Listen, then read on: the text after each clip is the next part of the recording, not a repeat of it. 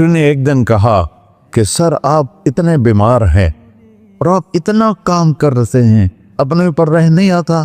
تو وہ کہنے لگے کہ دیکھو میرے پیارے، میں چاہتا ہوں جب میں اللہ کے پاس پہنچوں تو میرا اللہ مجھے کہے ویل ڈن مسٹر جناح، میرا اللہ مجھے کہے ویل ڈن، انگریزی زیادہ بولتے تھے، تو میرا اللہ مجھے کہے ویل ڈن مسٹر جناح۔ تو ایسے مرو کہ جب پہنچے تو اللہ کہے واہ واہ میرا بندہ، تو نے مجھے راضی کر دی۔ اور اس کا ایک ہی راستہ ہے محمد الرسول اللہ۔ اللہ کو منانے کے لیے نہ پیسہ چاہیے، نہ دولت چاہیے، نہ نسب چاہیے، نہ حسب چاہیے، نہ غربت چاہیے، نہ امیری چاہیے، محمدی بن کے دکھا دو بس۔ فلا وربک، قرآن کی پہلی قسم، قرآن کی پہلی قسم سورہ نساء میں، فلا وربک لا یؤمنون حتی یحکموک فیما شجر بینہم۔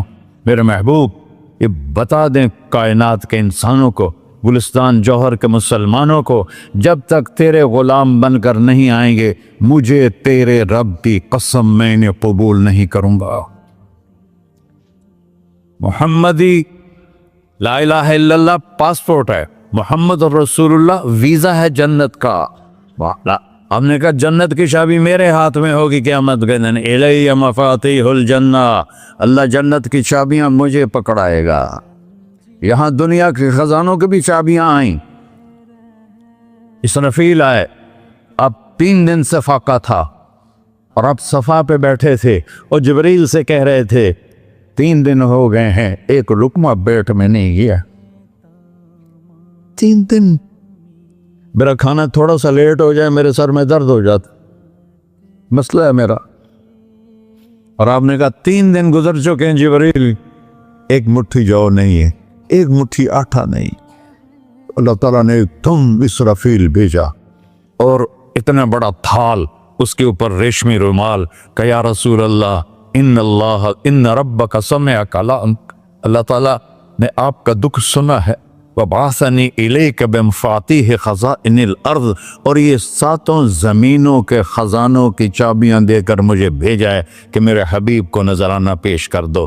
لیکن ان سے پوچھ لو عبدًا رسولہ او ملکن رسولہ، آپ بادشاہی والی نبوت چاہتے ہیں یا غیر غلامی والی نبوت چاہتے ہیں؟ تو آپ نے فرمایا نہیں، بادشاہی نہیں چاہیے، مجھے غلامی چاہیے، مجھے غلامی چاہیے، میں غلامی والی نبوت قبول کروں گا، بادشاہت والی نبوت قبول نہیں کروں گا۔ سلیمان علیہ السلام نے بادشاہی مانگی، اللہ نے دے دی، اور میرے نبی کو مانگے بغیر پیش کی نہیں۔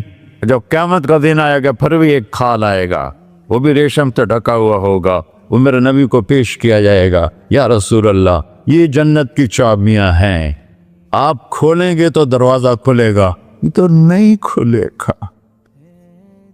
اگر شان دیکھنی ہے قیامت کے دن تو اپنے نبی کی دیکھنا۔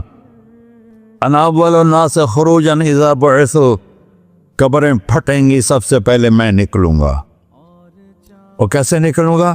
میرے دائیں طرف ابو بکر نکلے گا، میرے بائیں طرف عمر نکلے گا، اور اس سے عجیب بات، بلال رضی اللہ عنہ کی قبر دمشق کے شام میں ہے، لیکن آپ نے فرمایا بلال میرے قدموں سے اٹھے گا اور باہر نکل کے اذان دے گا، پھر میرے لیے براق لایا جائے گا، میں اس پہ سوار ہو کر محشر کی طرف چلوں گا، اور بلال میرے آگے سرخ اونٹنی پر آگے آگے چلے گا۔ جب ہم پہنچے گے میدان حشر میں تو اللہ بلال سے کہے گا اذن یا بلال۔ بلال، آج اذان بلالی سنا، ہمارا شاعر مشرق کہہ گیا تھا،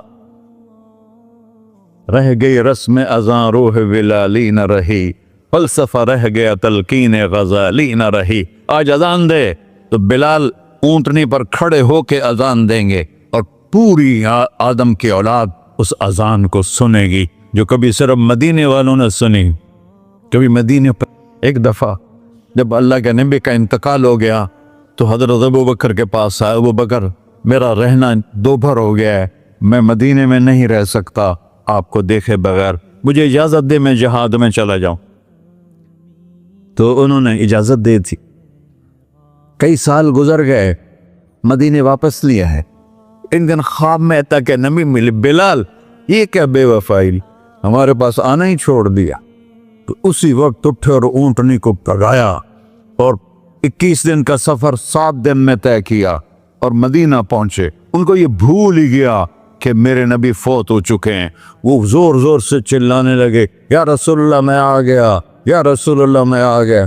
آگے آ کے دیکھا تو قبر پہ غشی کھا کے گرے۔ تو اتنے میں نماز کا وقت ہو گیا۔ تو انہوں نے قسم کھائی تھی کہ جب اللہ کے نبی فوت ہوئے تھے